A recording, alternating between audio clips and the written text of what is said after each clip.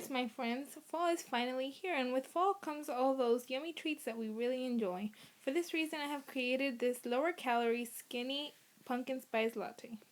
So the first step will be to turn on the stove and place a medium saucepan on it. The next thing you want to do is you want to get about 1 cup of milk. It's up to you which kind you want to use. The best is probably to use 1% milk or skim milk in order to make it non-fat. And now we'll be moving on to all the yummy ingredients. After the milk has been on the stove for about 30 seconds, you will add 2 tablespoons of pumpkin puree. Once you have added this in, you might want to give it a little stir. The next step after adding pumpkin puree would be to add 1 full tablespoon of sugar. One recommendation is to use natural sugar, or if you want to make it extra healthy, you can always just use stevia or any other form of lighter sugar.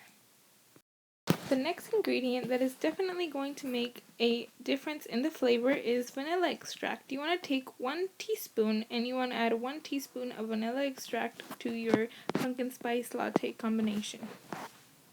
Just one point that I did want to bring to mind is that this is only enough to make 1 serving of a pumpkin spice latte, but in the case that you wanted to do 2, you would just double it or triple it depending on how many servings you want to make. The last ingredient that we will be adding to this milk mixture is pumpkin pie spice. Feel free to add as much as you'd like into it, but I'll usually put about 1 teaspoon worth of pumpkin spice in there. It does definitely add a lot to the flavor, so make sure you add plenty of it. Once you have combined all of these ingredients, now all you want to do is mix everything very well. Obviously, none of us would like some pumpkin puree chunks in our latte, so make sure to dissolve that very well into the mixture. As you can tell, the milk has finally come to a boil, so now all you want to do is turn the fire off and continue mixing. Now, all we have to do is just make the coffee.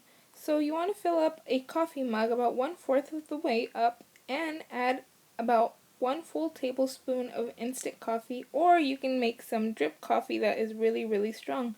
Make sure to mix this in very well before adding in the milk. Now what is left to do is to combine the coffee and the milk mixture together. So make sure to add it in carefully, do not spill it on yourself, and add all of it in there.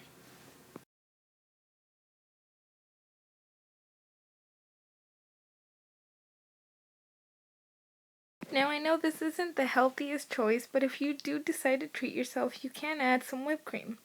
You can add a little bit. Or if you decide to treat yourself even more, you can add a lot of it. Now the very last step would be to add some pumpkin pie spice for garnish or for the extra kick of flavor. And there you have it. This is how you make a skinny pumpkin spice latte.